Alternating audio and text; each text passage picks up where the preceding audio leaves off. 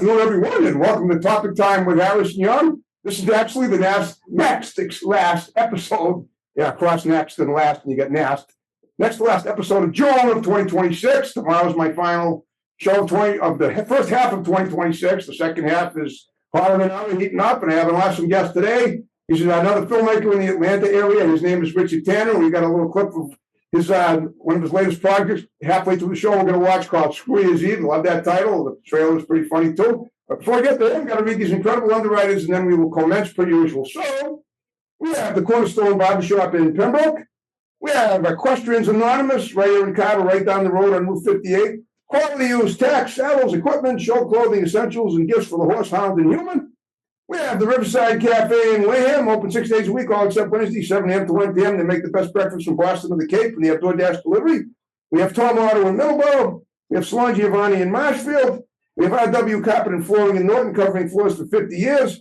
We have Havensight Psychiatric Services in East Wareham, formerly in the building of my other location. We have Evan Young Realty. That's my brother, Evan the Realtor. We have New England Floorscapes in Middleborough, and we have DNS Auto Works and Custom Specialists in Abington going in the other direction off the road on Route 58. I want to thank you guys very much. Now, Richard Tanner, how you doing today? Thank you for doing my show. Thanks for having me. I'm doing pretty good. How are you? I'm doing good. And thank whoever it is that filled in for your last half hour of work, I guess, right? Somebody did that. You had to switch off with someone. Yeah, they let me leave a little early, but I'm gonna take that as a benefit for me. I don't have to answer phone calls, so Here you go. Benefit for you, plus benefit for all of us. Okay. All right. Well, I got you through John Devlin. I was just remarking with my tech man Jason how Atlanta has a really good slew of filmmakers, and you're one of them, and he's one of them. So, like I did with him, I don't know if you watched our interview, we just did it a few weeks ago. I checked with every guest to find out how they got to where they're at. I've always been saying this, well, at least the last few shows, our life is an epic journey, and everything we do from beginning to end is connected. So tell me about your childhood. You're a Southern man, right? Well, through your whole life, you sound like you are, right? Oh yeah, definitely. Born and raised, been in Georgia all my life on the south side of Atlanta. Okay. And it's a tight knit group out here. Like you get to big city, but once you're outside of it, it's small world. So I've always been into like all the indie type things. When it comes to TV, movies, books. Like if I could meet someone rather than go see the biggest ones ever, that's what I'd rather do. And then once you start finding out, like, oh, look, these guys play music here in Atlanta. These guys, have a little horror convention. You just kind of fall into something pretty easily. And that's what I did. I would just, have a couple of drinks with friends, and eventually they stopped saying no and said, yeah, sure, we could make a movie. Why not us? And the rest is kind of history. So basically, you intoxicated. You deliberately intoxicated some friends that knew how to create films, thinking that you could convince them to do one of yours, and then Exactly. you were part of the loop. That's very clever. I like it. Shrewd. What can I say? Yeah. Okay. All right. I was just wondering. As I'm sitting here, I'm thinking of this. There's a band, a musical band. They were like 50 years ago, called the Atlanta Rhythm Section. Have you ever heard of them? Yeah. That's someone I grew up with. My dad loved them. He's a big fan of the band. They are from Atlanta, I guess, right? I think so. I believe so. Yeah, it's fun of bands from here, though. Huge music scene. It's kind of interesting. I'm just thinking back 50 years for some reason. I know because we're having the country's 250th anniversary is coming up, and if I have a location where I do the show, they're going to have a 48-hour marathon of Topic Time episodes from July 4th all the way to the 5th. From midnight starting Saturday the 4th to the Sunday the 5th into just till it ends, and it's going to be great. But I'm looking back 50 years because that's when, a lot of the Atlanta Rhythm Section was big, and, that's the bicentennial, and it seems like such a short time ago. Were you even around during the bicentennial? You don't even look that old. No, not quite. I feel old now. I'm 40, so I was born in 85. So you're a child. I just missed the bicentennial. Like 10 years. All right. So as a kid, did you do anything in acting or sports or anything like that? Anything that gets people's attention? Let's go with that. And ask questions as I see fit. Yeah. So as a kid, definitely didn't do acting. I was a shy kid, but I was a big kid. I'm 6'3" now. Pushing 400. Big boy. Played football a lot, and was pretty good at that. And then pretty much what made me stand out more is I hated playing football. I was a little goth kid that would, write poetry. I had a camera. This, before digital cameras, I had a physical camera. I Okay. was in the photography classes and would go around taking pictures every day, and would stand out for that because, like, I just always wanted to be an artist, but not wanting to act. I regret it now. I wish I could have gone back and taken some drama clubs and some, done some musicals and stuff like that. But at the time, I was happy writing little sappy poetry and taking moody, dark pictures and everything like that. Okay. Why did you hate football? If I mean, if you probably could push the line back 40 feet and get the runners to make 2 touchdowns from 60 yards away or longer. That's why I did it, because I was so big. Like, I was 6 foot in Yeah. sixth grade. I hit the growth spurt early, but I would do it, and I would feel so disconnected from the entire team because, like, Okay. here I am, like, not trying to insult them. It's not everyone, but I would take all these advanced literature classes, go to these AP classes, and then be talking about different French films with my friends, and then on the football team, and it's like run, hit, go forward, knock that person down, and I'm like, but why? Where's the motivation? Why am I hitting them? And of course, you say something like that to a coach, they don't take it well. They're just like, because I said so. Go, go, go. I get it. I get it. You were a gentle giant, basically. You felt more in terms of, with the lip, with the internal. But you were blonde, but you wanted to be the brain, basically. Yes, Okay. 100%. It's actually my family calls me the gentle giant. So Yeah, I here's can to see that. that. Yeah, you seem okay. Do you have a family, wife, and kids? I'm engaged. Just Oh, got yeah. engaged about Congratulations. 2 weeks Okay. ago. Oh, wonderful. Okay. Thank you, thank you. Yeah. Okay. Well, it looks like Yeah, the time of your life is just starting then, basically. yeah, it is. I'm really excited. She's been real supportive of all of this as well. She came in, like, I met her about 2 years ago. Her name is Jennifer. Hopefully, she'll be watching this. Hey, Oh, Jen. yeah, of course. But I met her, and I'd already been doing this for almost 10 years. Like, I think I was at 9 when I met her, so I kind of eased her into it because it's not every day you can meet a girl and you're like, hey, in my spare time, I get people half naked, cover them with blood, and then film them and try to make money off of it. Is that okay? So it was one of those really easing into the thing, and now she loves it. She thinks it's really cool just because you start to meet all the people and you start seeing what you're trying to do, and you're like, oh, I get it. This is neat. So Okay. Well, then that leads me to the next question. Did you meet her doing a film? no, no. Believe it or not, it was one of those. It was online dating. I'd kind of given up, forgotten I had the app and everything, and she messaged me, and out of the Wow. blue we did it. I gave up on dating people within the scene because it's too difficult to find actors. I didn't want to get my actors like, oh, we're breaking up. I don't want to be there with him, or I don't want to do this. I don't like tainting that pool. All right. So you met her online, and I guess she's local too. Or did she move? Did she move lots of far long distance to be with you from somewhere else? Nope, she's local. She's a Southern girl herself. She's a little further south than me, even. Okay. Have you ever included her in any of your films? Say that again. Have you ever included her in any of your films? Not yet, but I think she's getting interested in it. So she's been trying to learn a little bit more about acting. So I think I got her down. I think she's All right. ready. Okay, that's fantastic. All right. All right. So tell me about, did you get your education? Did you go to college? And if so, where? And what did you major in? If not, that's fine, but I like to find that out about all my guests. Yeah. I went to a local college down here, it's Clayton State University, and I graduated. It took me 7 years to get a 4 year degree. As my father Okay. said, we usually call them doctors. That's not me, but Okay. mine was in English. I did get an English degree. Started out with business, realized I hated it, wasn't going to get through with it, and got English, and then instantly became a barista, like a walking poster child of what happens to people that go to the liberal arts. So haven't used the degree much, but it is something I'm very proud of just to have. So It sounds to me like you have a cultural side. You really like, you like great literature. You like fine foods, I guess. And well, that's not what I meant to say. I meant what I'm saying. I meant it to see, but I meant you like things that are, that are like a distinctive, kind of like elegant or people and things that are, that are kind of like classy. You know what I mean? Like not just you're not just a rugged uh, punch them out, get through the day kind of thing. You like, you have a taste for the finer things in life. Yeah, no, I would. And it's so funny because you met John Devlin, Yeah. and on the opposite side of it, I do like slumming it sometime. And I love that I'm saying I slum it when I hang with John. Uh, John's one of my favorite people.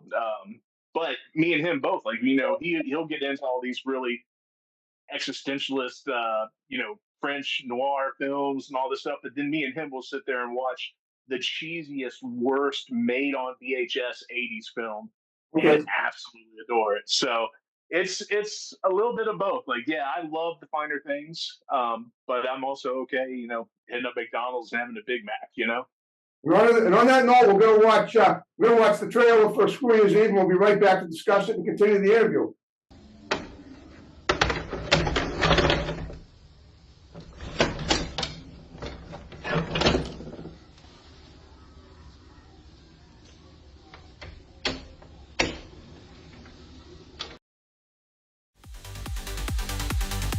Hey there, party people! I'm Bev, as if you didn't already know. And I'm definitely down to party. So if you're ready to ring in the new year with flair and style, get ready to join us, step back in time for the ultimate New Year celebration. So dust off those leg warmers, bring your best dance moves, and get ready for the party of the year.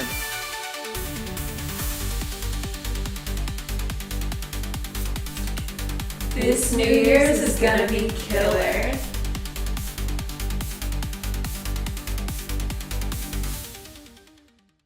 Oh, Richard, tell us about that clip we just watched. Tell us about Screw Year's Eve. What was that about? That was great, but you describe it if you would. Yeah, definitely. So that is my most recent movie, one I'm actually starting to tour with now, take to different conventions and everything. And it's a throwback '80s slasher movie. So think Freddy, think Jason, think Nightmare on Elm Street, all these type of things. It's very much an homage to that. And I did it with a long group of friends and people that I've known for a while. Then a lot of people that are big in the indie movie scene around here. So I had people like Jessa Flux, I had Sushi Holder, and then I actually brought back one of my people, my sister, to be the star of it. Her name is Danielle Page, and then of course John Devlin's in it, Yeah. and it was fun. It was a very fun movie because it was something I've always wanted. I grew up in the video store era, like going to the mom and pop video stores. And I very distinctly remember being a kid and seeing a cover of this DVD called Sleepaway Camp, Part Two. And on it, you see the killer has a backpack and there's a Jason mask and a Freddy glove hanging out of it. And I watched that movie. I was so excited to see it when I was old enough to watch it. And I was disappointed because not at one point did they pull that mask out and put it on. Did they put the glove on?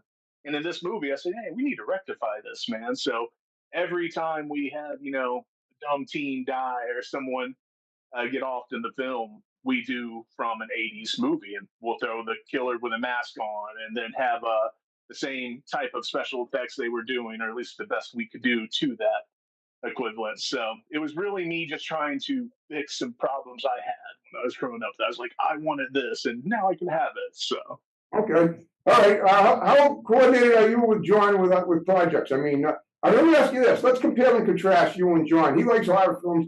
I mean, what would you consider your genre of films horror too? I know we had a good trailer of his work, and it was. But do you have other? It didn't look as horrible as it is like just a bunch of people wanting to have a party on New Year's Eve. I mean, it didn't. I yeah, didn't see blood in the trailer. I mean, I don't know. It was a short trailer, but you tell me if you. I mean, what would be the subtle differences between you and John? John's much more extreme than me, Yeah. but Okay. we. I think you would agree with this. Like he got his start into films because of me. Like he had shown up to a casting call to do a movie called Frankenthug, Okay. and was the only person that came on time. They stayed late, so I was like, I love this guy. just put him in everything, and now he's like one of my best friends. But Oh, yeah. I I've always said my idea is I want to tell a story and I want to make a fun story. I've always said John wants to be the guy who wants to push the envelope. He wants to have a statement against censorship, which Okay. I fully support. I'm like, that's great, man, do it. But sometimes I kind of want something a little bit more.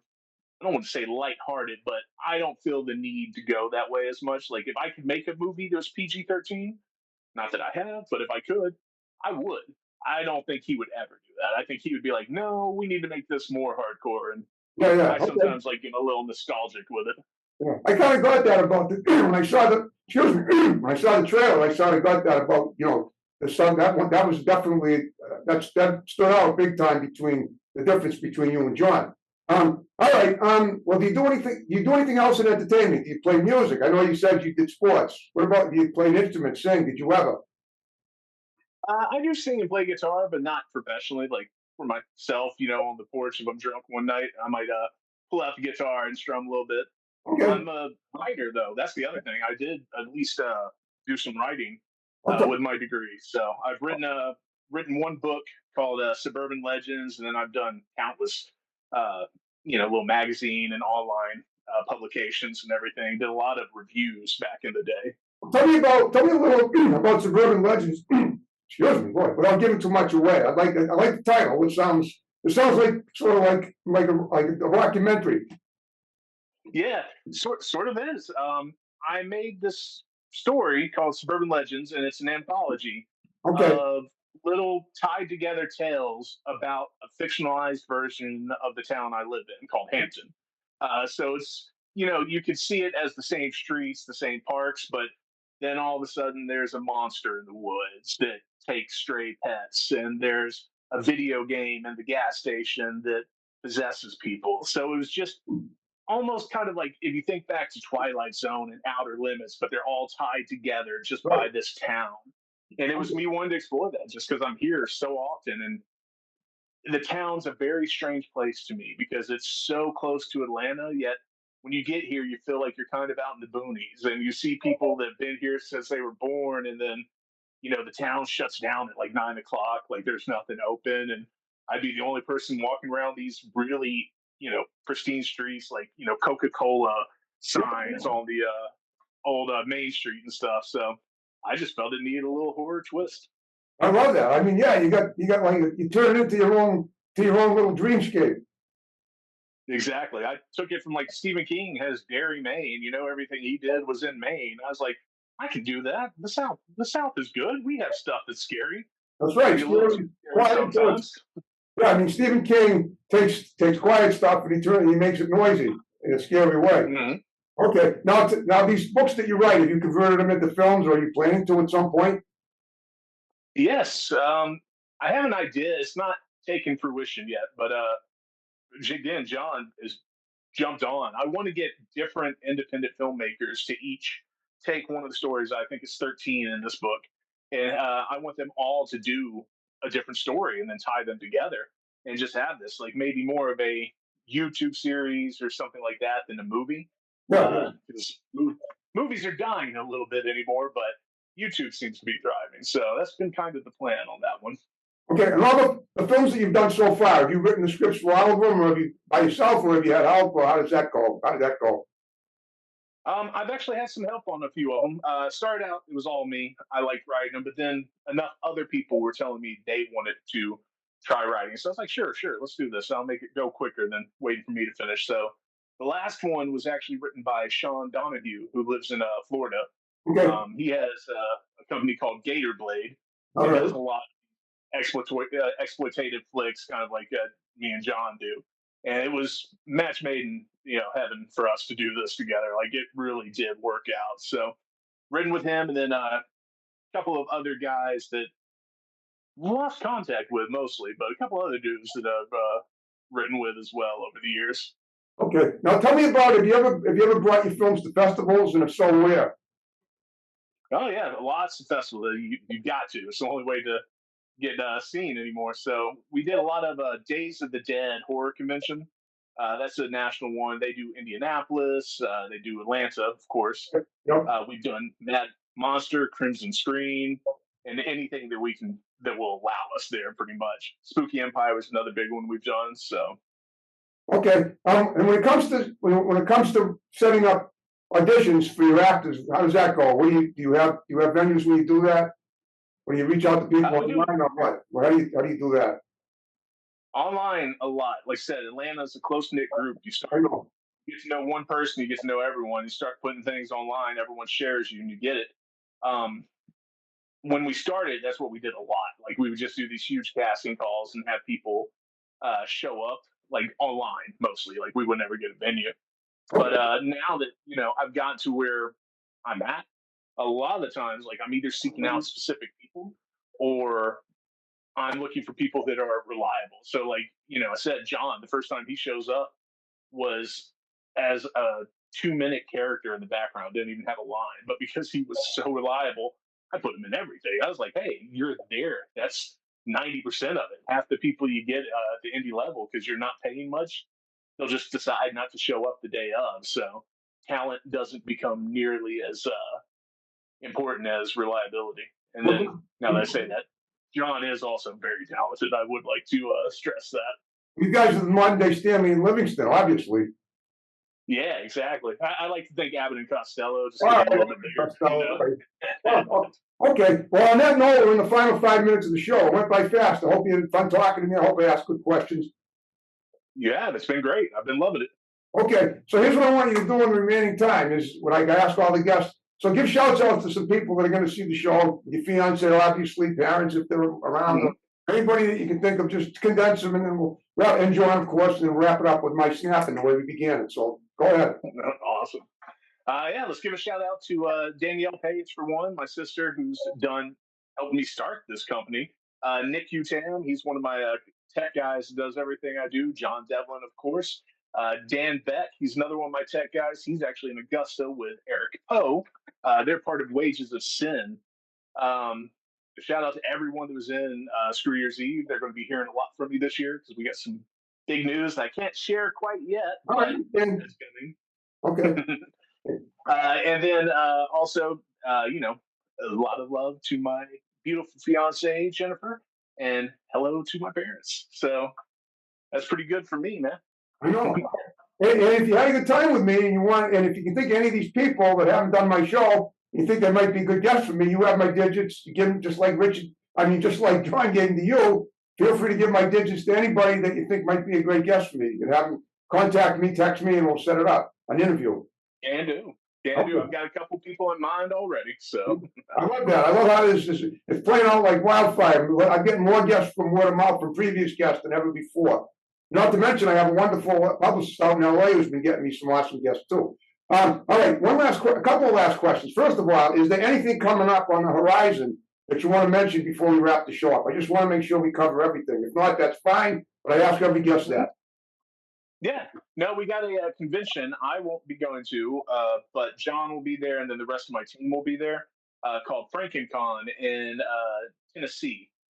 They'll be hopefully announcing something big that I'm not allowed to announce yet, but at the very least, you'll see it there, and then I'll be posting about it as well next week. That one's going on. I'll be at my engagement party, so. That's why you wanted to be there. Now I know. Okay, well, that's great. All right, well, Rich, you did a great job with me. We're going to wrap the show up. I got one last favor to ask you. Stick around, and my tech guy Jason will take a pic of us for Facebook, and I'll tag you in it, and hopefully you'll tag me as well. So you had a great time and all that, and can't miss the Sky Show and all that stuff. Would you be willing to do that? I can certainly do that. Okay, great. All right, folks. Exit June at Area 58. Enter July. More great Talking Time shows as I fast approach my sweet 16th anniversary, which is August 18th of 2010, which is when I started it. So wrapping off and snapping out. More great episodes to follow. Have a good one, guys. Have a happy 4th of July. If I don't know, well, that'll be it. I'll be here on the 1st. So after that, I'll give you a happy 4th of July wish. All right, wrapping off and snapping out, as I said. All right.